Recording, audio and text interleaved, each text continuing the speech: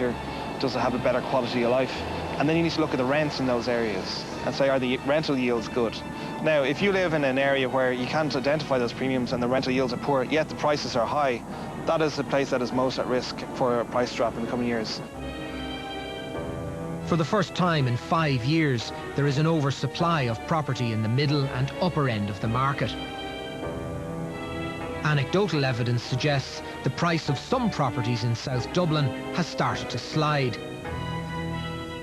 Certainly the level of panic in the market that might have been there about 12 months ago, particularly at the upper end of the market, that fizz, and I describe it as an artificial fizz in the marketplace, is now really gone. The ESRI Permanent TSB House Price Index shows a market that has ground to a halt, with a growth of 0.1% over the last few months. Over 80% of the houses that went to auction in the Dublin area at the end of last year were withdrawn. Significantly, the big lenders themselves are starting to cash out of the property market here. In April of 2006, AIB sold the Bank Centre property in Ballsbridge in Dublin to developer Sean Dunn. Bank of Ireland launched a marketing campaign in September for the sale and leaseback of 36 of its branches in Dublin and other cities and towns. Also of note, big estate agents are selling out. Last year, HOK sold their business to Savills, and Guns sold their business to outside investors. One has to ask the question, if the banks and estate agents are cashing in, how do they see the future of the Irish property market? The cracks are definitely appearing after a period of unimagined growth, but are we all still in collective denial? If we were in trouble, would estate agents, banks and government be sending out dire warnings? Is a property bubble not an obvious thing? To try and understand that question, we need to go back almost 2 decades to a series of events that a lot of Irish emigrants were caught up in. London in the 1980s.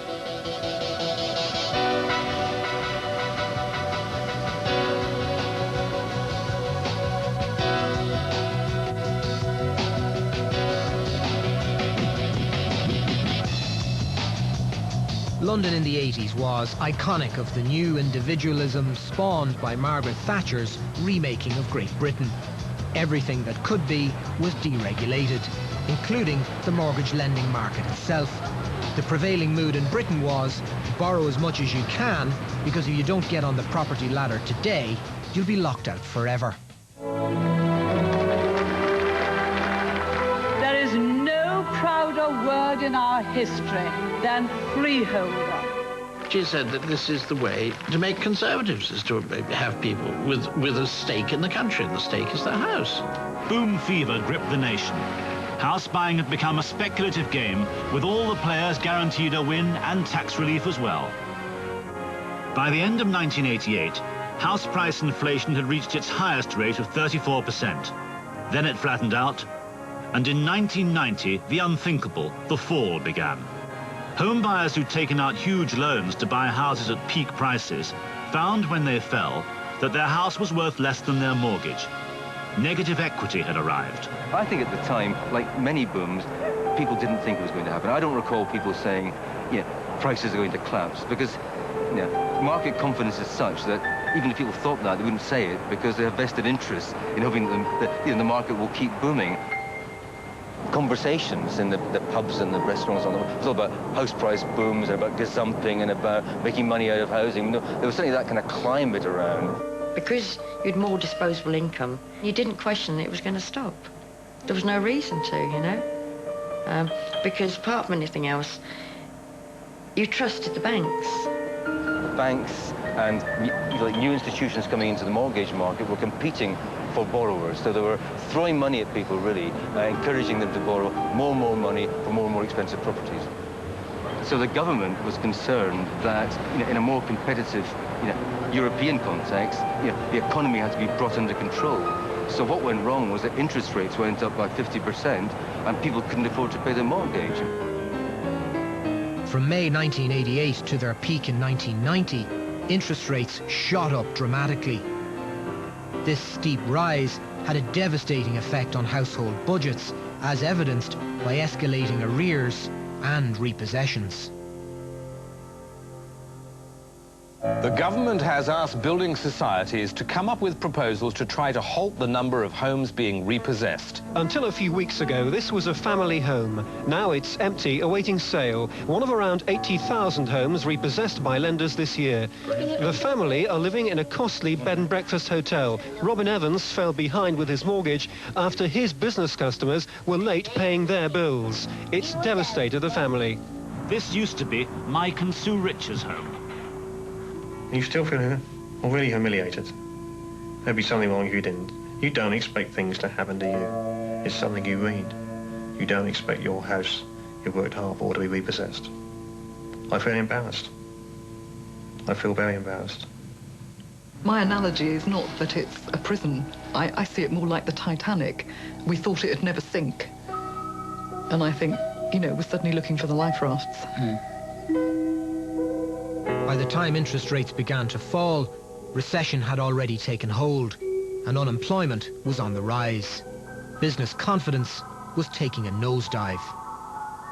Initially, the impact was on, I would say, surprisingly, more affluent households. Around about 1992, one of the building societies published a report showing that 40% of the repossessions of properties were houses owned by professional households, architects, doctors, lawyers, which was very surprising, actually.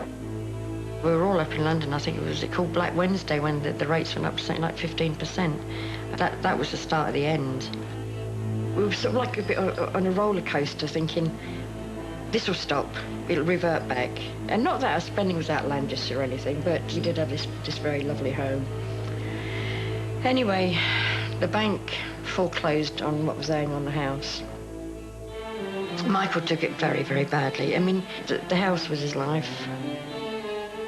Marion, Michael and their daughters packed up and left their family home. They moved to a small rental accommodation in one of the country's sprawling new estates. So we moved in there on the 1st of April, and on the 5th of May he was in the morgue. And it was brain tumour, which they directly attributed to stress. He was obviously keeping a lot more to himself than I was aware of to do with this, and so it was building up, but he just went so quickly.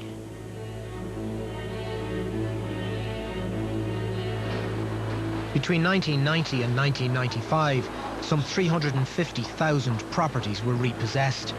By 1993, it was estimated 1.7 million British people were victims of negative equity to the tune of £10.8 billion sterling. At the time, there was this kind of frenzy that people thought that prices wouldn't go down because if you look at the history of booms, that's what people believe. It's against all expectations, and optimism triumphs over past experience. So although prices went up, I think 16% and 18% and 23%, I think in '88, people still thought that they were going to keep carrying on. The economists, the journalists, the bankers, the government, nobody predicted it or saw it coming. Are we in Ireland in a similar state of denial? Many individuals, families and investors' futures are significantly tied up with the health of the property market. What if the market did crash here? What would it look like? What might trigger it?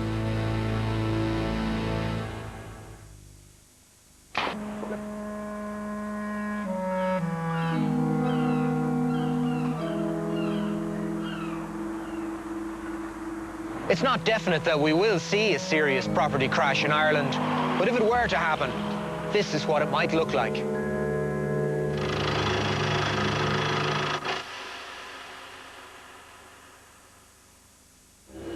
We've already seen the dollar slide against the euro.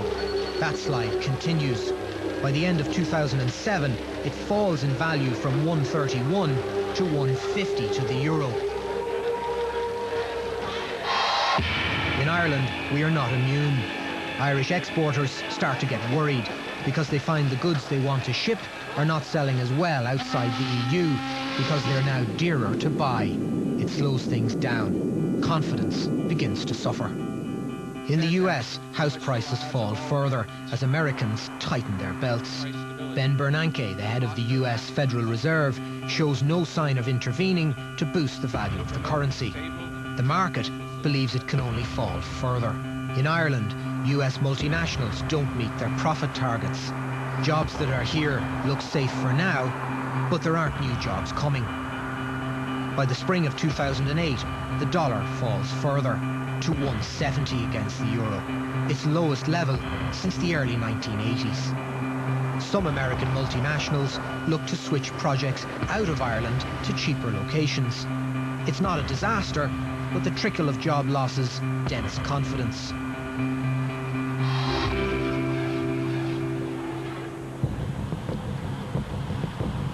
At the same time as the dollar falls, house building slows down. After building over 80,000 houses per year for several years, supply meets demand.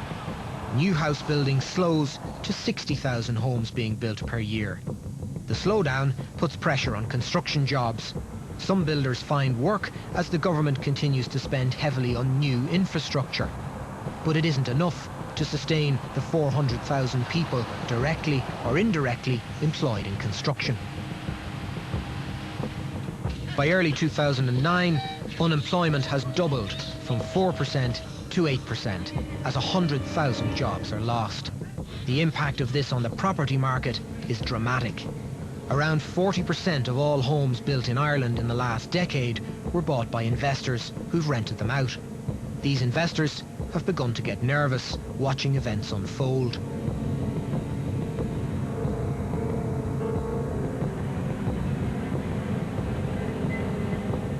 The inflow of foreign workers has slowed down. Many foreign workers, lured here by jobs in construction, restaurants and hotels, begin to leave as the work dries up.